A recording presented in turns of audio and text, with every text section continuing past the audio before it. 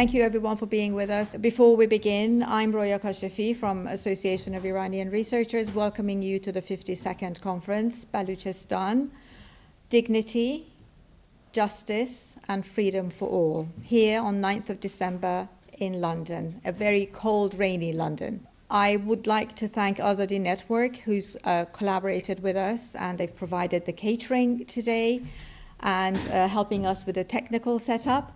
I'm also very grateful to Baloochistan Human Rights Group, who've also collaborated with us on this, particularly to Sabah Bandui, who's been instrumental in coordinating everyone, and our dear friend Munira Shirani, who's not here with us.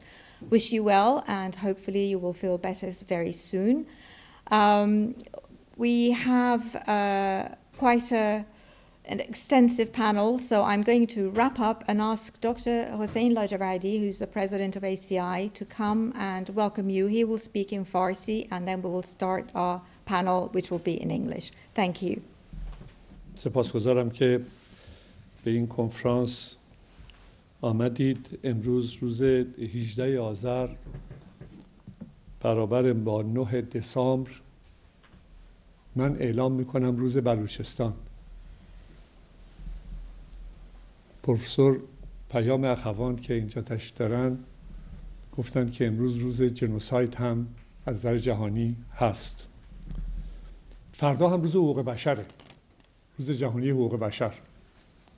به این معنا هر سه موردش معنیدار میشه: روز بلوچستان، روز جنوساید و روز جهانی حقوق بشر.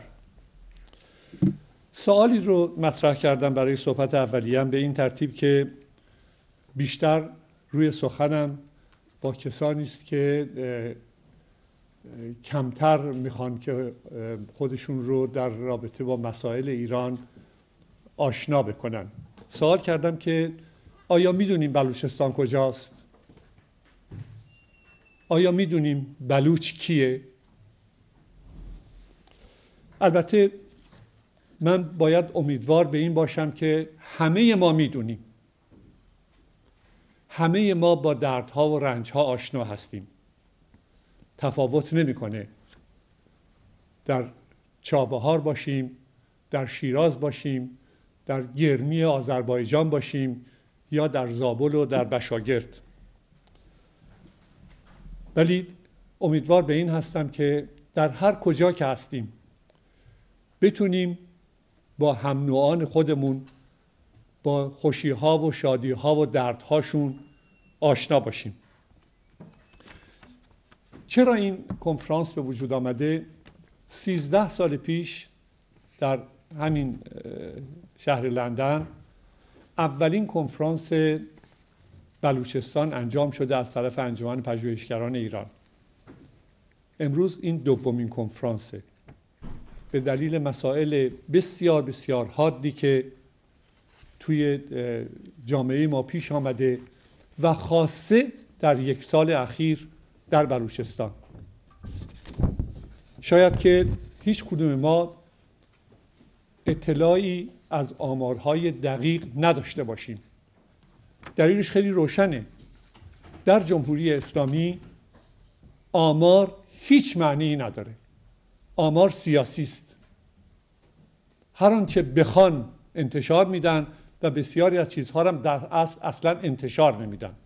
کما اینکه به عنوان مثال از 5 سال پیش به این طرف ما دیگه از طرف حکومت آمار زندانیان رو نداریم. اصلا وجود خارجی نداره. به حال عرض کردم این دومین کنفرانس هدفمون بیشتر تاکید رو مسائلی که در بلوچستان وجود داره. این استان پهناور که دومین استان پهناور ایرانه بعد از کرمان، در داخل خودش مسائل مشکلاتی هم داره که اون هم دسیسه های جمهوری اسلامی است بیشتر. البته مسائل قومی قبیله‌ای هم هست، مسائل سیستان و بلوچستان هم هست، مسائل زابل و زاهدان هم هست. همه اینها وجود داره، ولی در اصل یک نکته رو باید بهش توجه داشت و اون اینه که جمهوری اسلامی با تفرقه زنده است، با تفرقه انداختن در میون مردم که نتونن با همدیگه زندگی بکنن. بحث شیعه و سنی، بحث نمیدونم مسائل مختلفی که وجود داره. استان سیستان و بلوچستان و مردمانی که در اونجا زندگی میکنند در یک حکومت آزاد و برابر میتونن که نه تنها یکی از بزرگترین، ثروتمندترین استانهای ایران باشن، بلکه به همجوارهای خودشون هم کمک بکنن. استانی است که از نظر اقلیمی دارای کوهها، جنگلها، باتلاقها، از نظر معادن گسترده، از نظر استراتژیک راهیابی به دریای آزاد و دریاهای بین‌المللی. ولی وقتی که نگاه میکنیم این استان و مردمش گرفتار فقر هستند، بدبختی، گرسنگی، بیماری، اعتیاد و بسیاری از مسائل اینچنینی و خشونت و سرکوب گسترده‌ای که جمهوری اسلامی در اونجا به وجود آورده.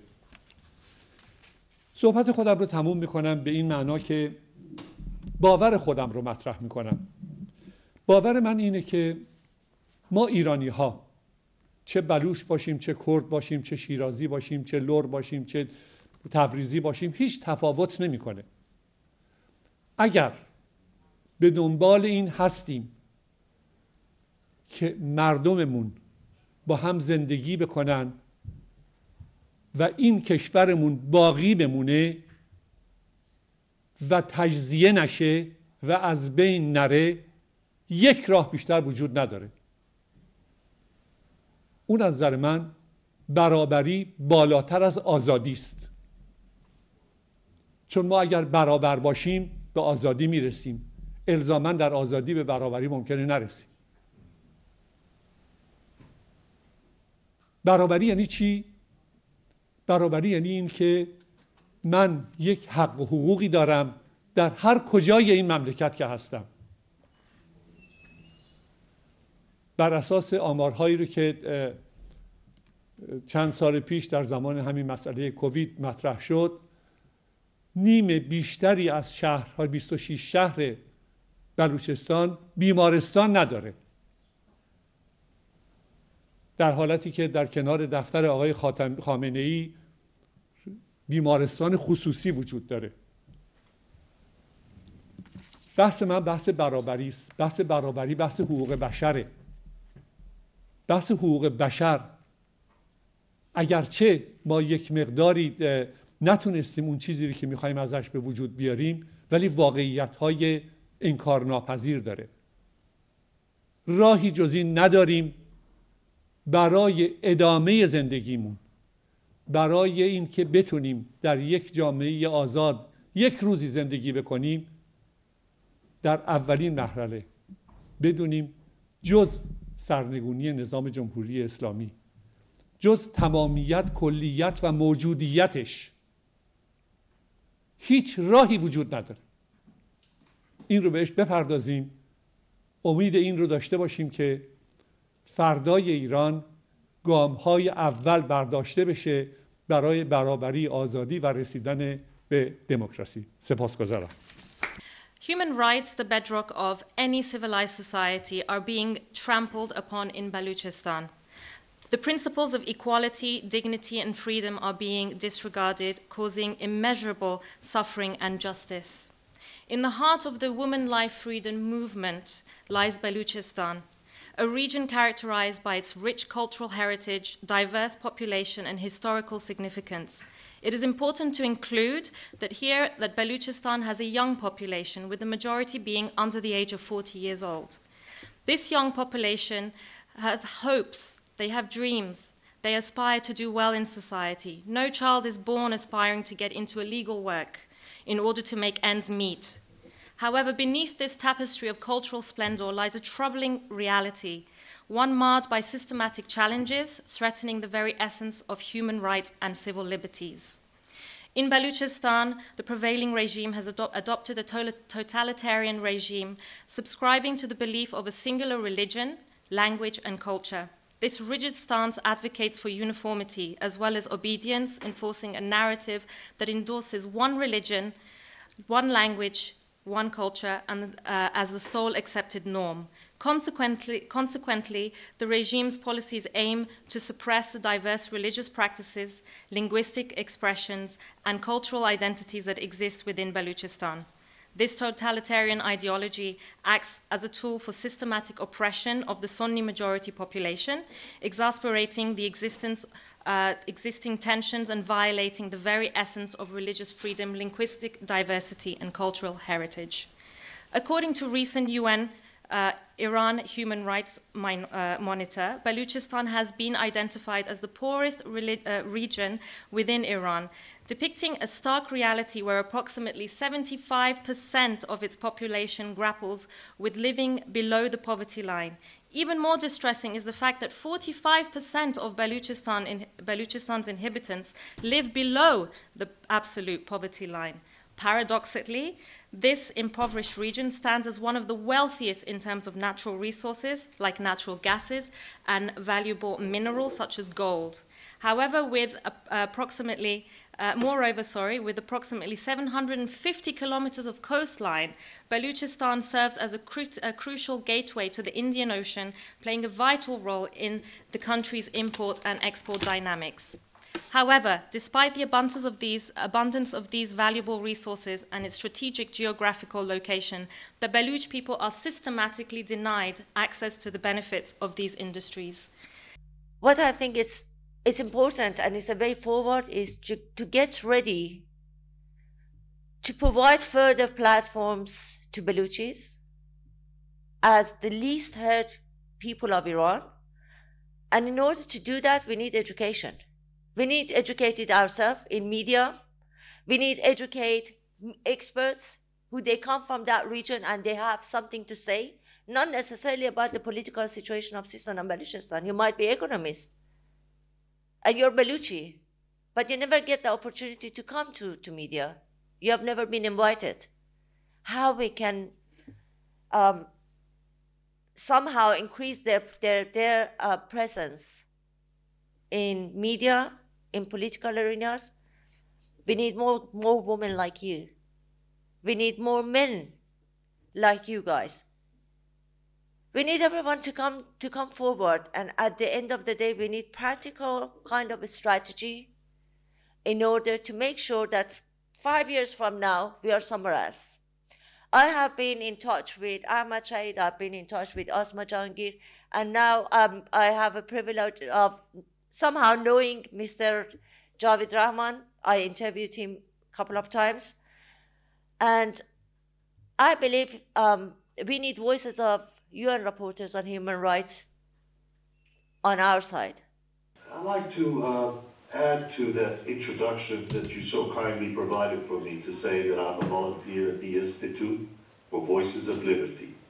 Institute for Voices of Liberty has a political identity which follows the will of what we call freedom-seeking people of Iran, those who renounce and reject the entirety of the institution of Islamic Republic and its constitution and its related institutions, those who believe in preservation of territorial integrity and cultural diversity of Iran, and those who believe in a government by the people, for the people, based on 4 principles of consent, participation, equality, not of income or assets, but equality of opportunities, and most importantly, freedom to choose.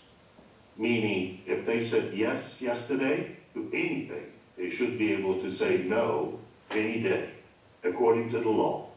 So with that introduction, I'd like to say that, previous speakers talked about militarization of 2 regions of Iran, Sistan and Baluchistan and Kurdistan. Today, I'm not going to spend the time reciting plenty of evidence on why there is such a level of poverty in the region of Sistan and Baloochistan. Instead, I'm going to focus on why. We know there are forces in Iran always using, as we always talk about, territorial integrity of Iran, and this used to kill people. This is not used to make people that you come together. We should be one people. It's used to kill people. And when we hear Iran territorial integrity, it means that there is a bullet coming towards me. I would be excused for anything. Just say that why I'm being killed, they say, well, you are a separatist. If I say why my language is not respected, they say, well, then you are most likely separatist, you should be killed. And that's what being used. And when we hear this word is a killing. It's a human rights situation here, so we have to emphasize on that one. When we think about crimes against humanity and genocide, we have to begin with the premise that the Holocaust did not begin in the gas chambers. It began with words. It began with the dehumanization and demonization of other human beings because of their identity and nothing more. And that dehumanization and demonization is what is always necessary for mass murder. It is always necessary to deny and disregard the dignity of others in order to justify treating them with such extreme violence. And I say this because some of us may think, what can we do sitting here in London for the people in Zahedan and the others who are suffering these crimes? And it's important for us to know that the beginning of the journey towards justice is the transformation of our culture, is to change the conversation that we have with each other. Turning to the Universal Declaration of Human Rights, I also think it's important, following the presentation that we have just heard, to speak about the relationship between territorial integrity and human rights, because whenever we speak about the rights of minorities, immediately there is an accusation that we are somehow promoting secession, we are promoting the disintegration of the territorial integrity of Iran, which is nothing but a cynical pretext to justify the continuation of violent repression. Human rights tell us that human dignity is universal, that every human being deserves to be treated with dignity and with respect. And in that regard, our message is simple: Iran for all Iranians. ایران برای تمام شهروندان ایران بر اساس عدالت، بر اساس کرامت انسانی. It is as simple as that. Now, crimes against humanity emerged first in the Charter of the International Military Tribunal at Nuremberg, which was established to prosecute the Nazi leaders upon the conclusion of the Second World War. And there are two important historical lessons here. First of all, crimes against humanity was necessary because many of the crimes of the Nazis were against their own nationals. And in 1945, international law did not yet recognize universal human rights. So it was necessary to create a new category which recognized that some crimes are so shocking to the conscience of humankind that they must be prosecuted irrespective of the nationality of the victims. That is the first point.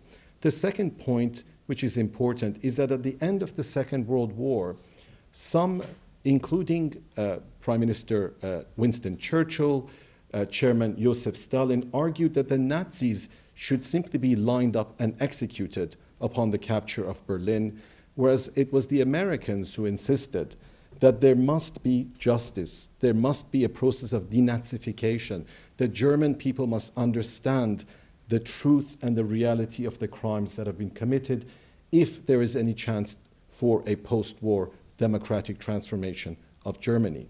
Both of those lessons are essential when we look at the question of crimes against humanity and, most important, the question of accountability for those crimes. The levels of killings, torture, and brutality against the Balochis is truly shocking.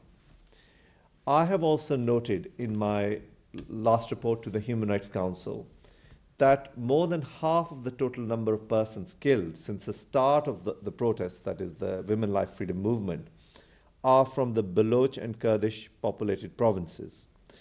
Children from the from Iran's Baloch and Kurdish minorities constituted at least 63% of the recorded victims. I reported to the Council that as of December last year, at least 130 Balochis had been killed by Iranian security forces. And now I'm receiving reports that in the first 9 months of 2023, that is this year, at least 90 persons have been murdered extrajudicially by the Iranian security forces, including at least 22 fuel carriers. The Balochis are disproportionately targeted and executed within the Iranian criminal justice system, with this exercise and disproportionate application evident in their convictions, primarily on drug-related or security-related offenses. In my report to the Council earlier this year, I noted that at least 147 Balochis, while representing only 2 to 6% of the total Iranian population, were reportedly executed, representing at least 30% of all executions, and more than half were executed on drug-related charges.